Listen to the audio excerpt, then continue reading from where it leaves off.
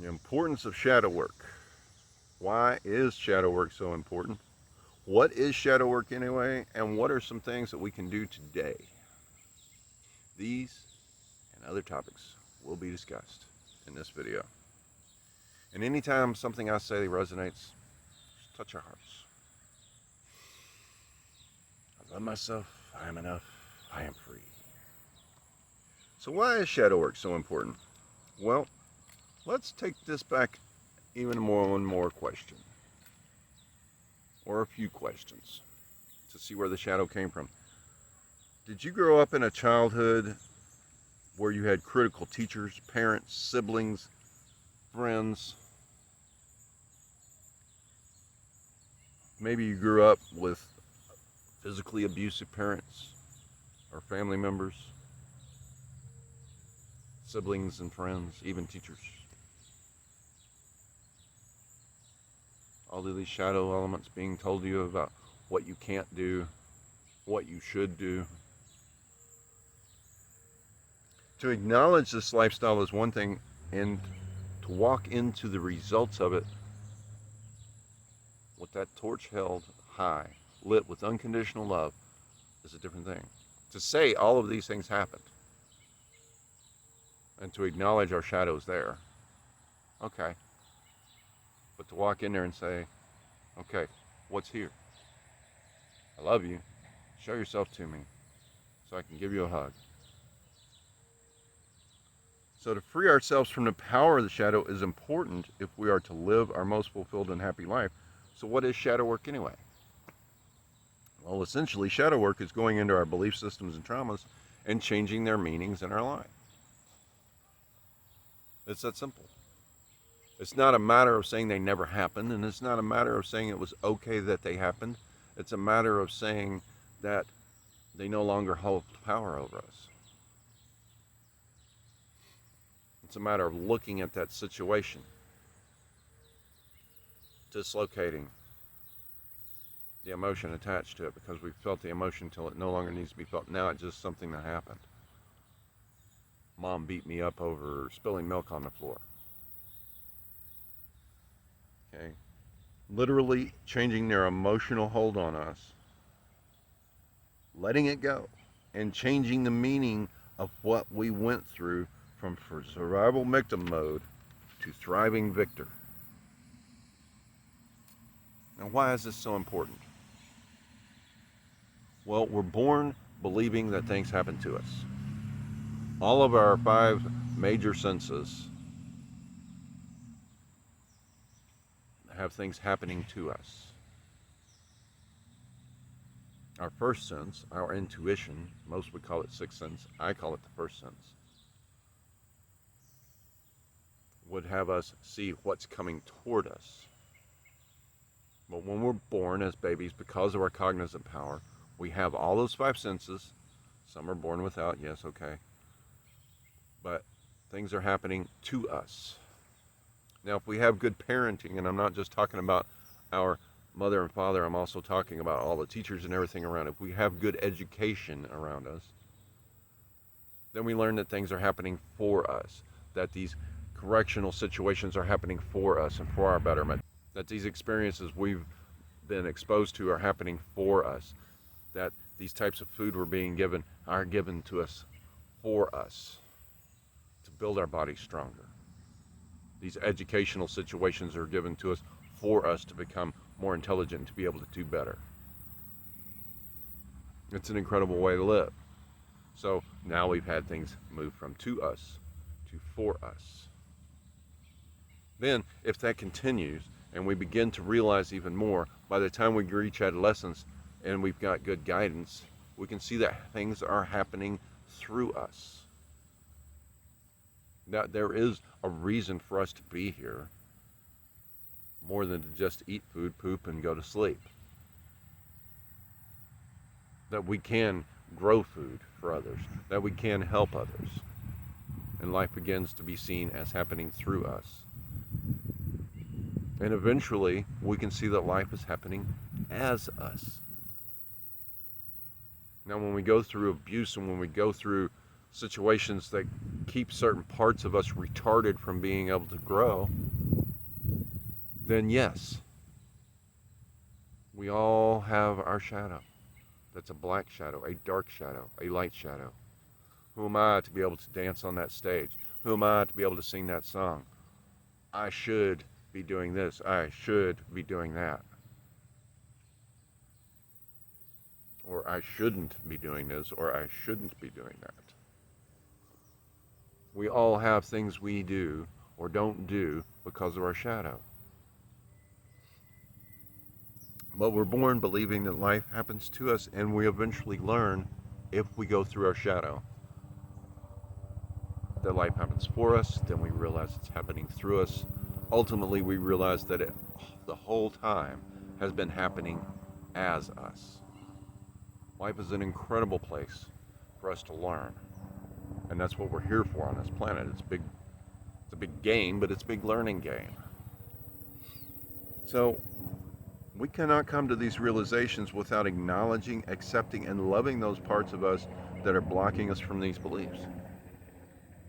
And believe me, some of understanding those situations really sucks. Some of understanding those situations sucks so bad that we don't want to do it, and there are people that don't want to do it so much that they will blow their brains out. They will overdose. They will kill themselves. They will leave the planet rather than deal with it. In my video, Who Am I discussed my past and the beliefs I had. By walking into my own shadow, those repressed parts of me that I didn't want to admit to, both dark and light, acknowledging, accepting, and loving them, I've been able to live a more fulfilled and compassionate life. Never take me wrong. I have not completely succeeded yet, and I may not in this lifetime. However, I will not stop. I cannot stop. You deserve more than that. If you're still with this video, then you realize that there's more to you than just what's going on at the surface of the mask. In fact, if you're still with this video, press like. Thank you. Everyday belief systems, thoughts, habitual actions come up. Every day I use the tools that I have learned and that I am teaching here to work in the shadows. Essentially, shadow work is healing our wounds and letting go of limiting beliefs. In their book, The Shadow Effect, Deepak Chopra, Debbie Ford, and Marianne Williamson not only discuss the shadow, its origin and daily actions, they also give a compassion to themselves and to us. So what are some things we can do today? Well, we can awaken with gratitude just for being awake and alive. When we're living in harsh situations and are attached to outcomes, this is easier said than done. If you can wake up and say thank you because I have socks and underwear, that's an incredible place to be. It's very simple. You cannot feel unhappy when you're truly experiencing gratitude. But Hawk, what do I have to be happy for? Well, I just said clean socks and underwear.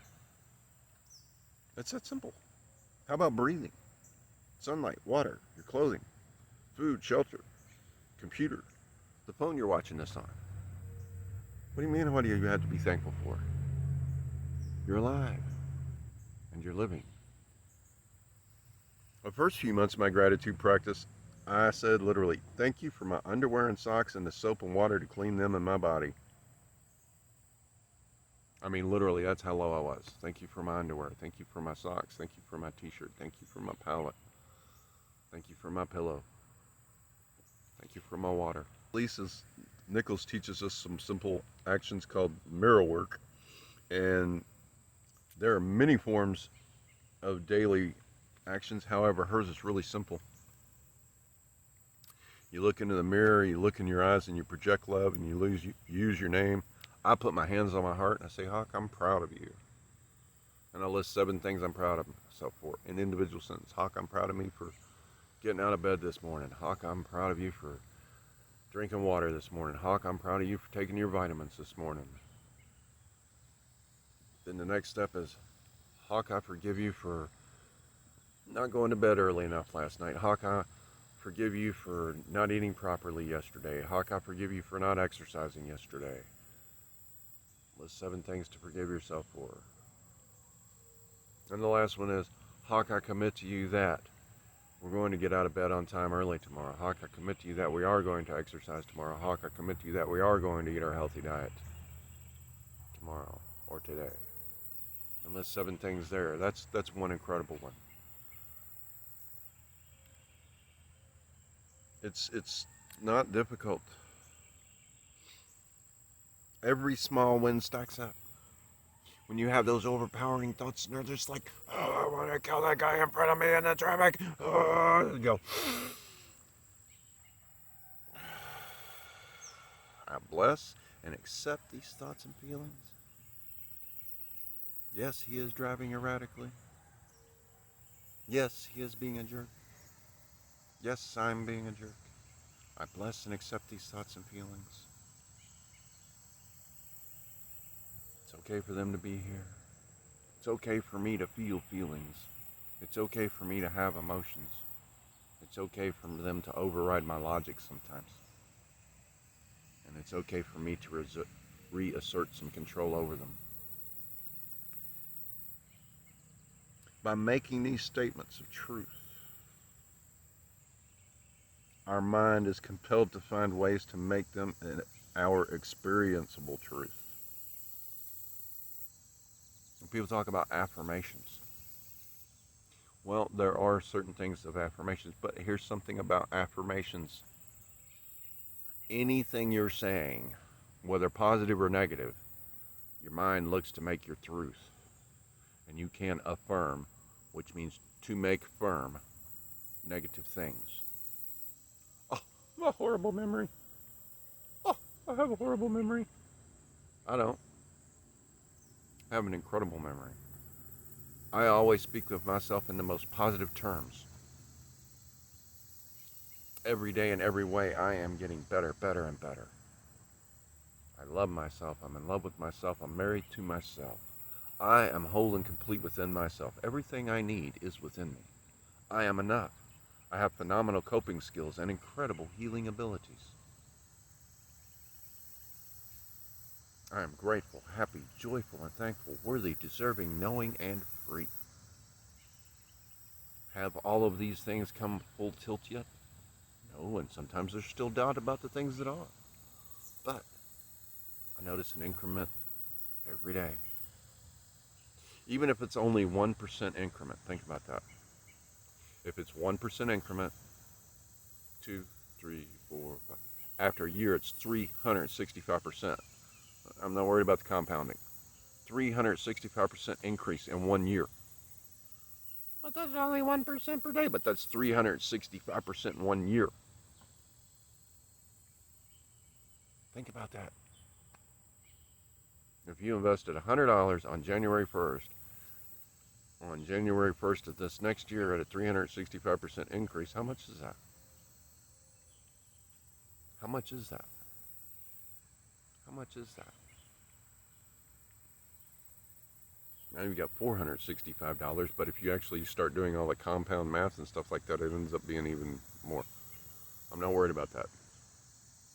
My 1% per day sometimes is 100% per day.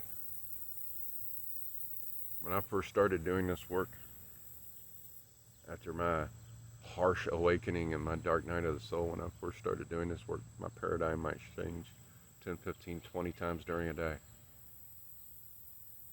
And it was hard to keep up with. Really hard to keep up with. I've done so much work. Nearly 2,000 hours now of inner work in 6 short years. It's hard. Every day. Every day. Really, I got to do it every day. Well, why not? When you have a child, you have to change your diaper every day, don't they? Several times a day, actually. You got to feed yourself. You got to bathe yourself. You got to change your clothes, go to work. Yeah, every day. Why not set aside 10 to 30 minutes every day just to say, hey, okay, what needs to come up? What needs to be felt? What needs to be let go of? The swim method, my shadow work integration method, that's an easy way to do it. All you have to do is lay there and listen. So there are many, many different ways out there. But remember, these daily actions, hourly or even every minute, no matter what, keep them going. Will they instantly heal? Maybe. Maybe not. For me, most of them are a cumulative effect. Now, I have gone into some things with the shadow work integration method, and boom, something big is gone. And usually it's an incremental thing. That's okay. If you climb the mountain in one day, you don't enjoy the view as much. So, shadow work integration method. Watch this video. It will help you to understand more things. Small daily actions, stacked, stacked, stacked. Thank you for loving you. I love you.